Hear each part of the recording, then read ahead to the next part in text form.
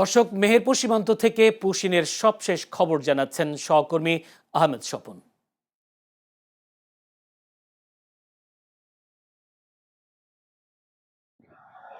জি, ধন্যবাদ আপনাকে। আপনি জানেন যে ভারতীয় সীমান্ত রক্ষাকারী বাহিনী বিএসএফ কিন্তু বারবার তাদের দেশের নাগরিককে বাংলাদেশের বিভিন্ন সীমান্তে কিন্তু পুশিনের চেষ্টা করেছে। আজ ভোর 4টার দিকে তাদের দেশের 5 জন নারী, পুরুষ এবং শিশুকে কিন্তু তারা সীমান্তে জড়ো করে এবং সেখান থেকে বাংলাদেশে ঠেলে পাঠানোর চেষ্টা করে। স্থানীয় কৃষকরা কিন্তু মাঠে এসে তাদের দেখতে পেলে বিজিবিকে খবর দেয়। বিজিবি তাৎক্ষণিক এসে তাদের কিন্তু প্রতিহত করার চেষ্টা করে।